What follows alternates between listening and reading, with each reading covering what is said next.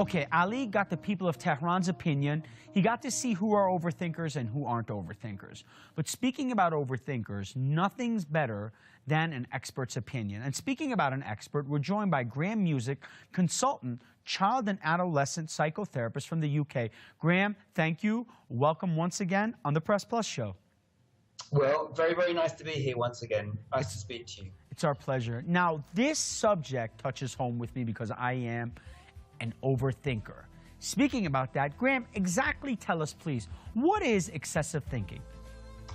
Okay, well, excessive or overthinking it's always going to be relative, and there's always a question of degree, because there's situations when we need to be able to think a lot and think on your feet. You're probably doing it now as an interviewer, and I'm doing it a bit myself here in this moment. But there's a bit of a problem with our brains in that we've evolved with these extraordinary brains that can think, reflect, imagine, be creative, plan ahead, think about the past, make plans. But sometimes that part of the brain can go into overdrive. And when it goes into overdrive, we can think too much, we can get too anxious, we go over things again and again and again.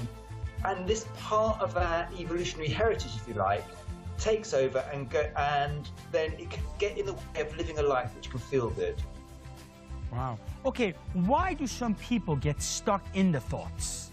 Really good question. I think we all have ways of managing when things don't feel that great, when we feel anxious, stressed, depressed.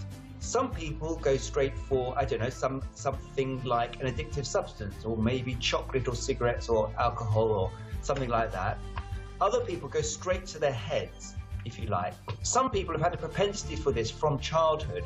So what we see is in children who sometimes are very, very bright and they have a very, very good brain, but they're often disconnected from their bodies and their emotional selves. So I think we have to be more relaxed and at ease in ourselves in order to allow the thinking to be appropriate and not to be in overdrive. Wow. Now, is it linked to depression? Yes, well, in depression you see a very particular kind of overthinking we call it rumination. And the same kind of often negative thought cycles go round and round and round, and people can't stop. So you get stuck. It's a bit like getting stuck in a wheel that's going round and round and round, and you can't get off it. So yes, in depression you do see that. In anxiety you see something a bit different, but again similar. Often lots of planning, overthinking, thinking ahead. In anxiety disorders, people are constantly thinking, but it's not in a very, very helpful way. So there's helpful thinking, which I think is connected to our feelings, and then there's unhelpful thinking, which goes round and round and in a way has a life of its own. It really does, that whole special time where you say goes round and round and round.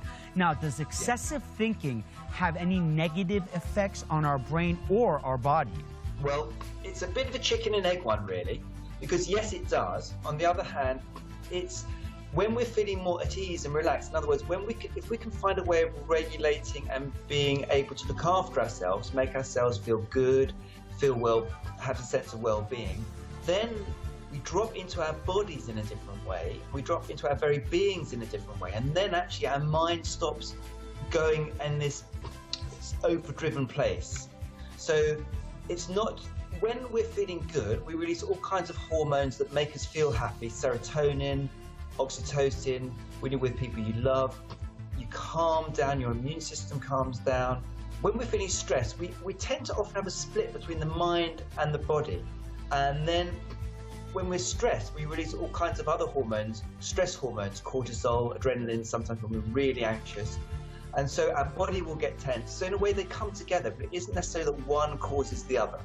Wow, that's very unique. Okay, how can we break the habit of thinking too much? How do we just crush that habit of, hey, constantly overthinking things? Okay, well, the first thing I would say is never try and crush anything. We always have to be kind to ourselves and other people. Otherwise, it doesn't work. If you force it, it just comes back. Okay. But I think that there are various techniques people can use, and they're linked with this sense of well-being that I was talking about.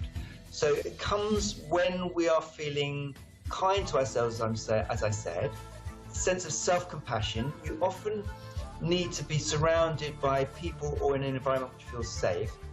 There are various things you can do like meditation, mindfulness. If anybody tries to sit still for a few minutes in silence, you'll find and maybe concentrate on your breath gently, almost definitely your mind will be whizzing within a few minutes. What's very interesting is you can watch your mind and then you can bring the attention back to the original focus, which might be the breath. Sometimes taking a few deep breaths, sometimes taking 6 breaths in, 6 breaths out can be really helpful, and doing that for 5 minutes or so. So these are mechanisms through which you can try to get the brain, this tricky, busy brain, to slow down. So we get to a stage when actually our thoughts don't take us over, take us with them. We can watch them go, rather like you might watch a bus go by. You keep watching them go by, and you don't have to get on them. I think before we know, we're always on these buses and we're miles down the road. So it's a bit like our thoughts can become a bit like the sound of a television in another room. We don't have to listen to them too much.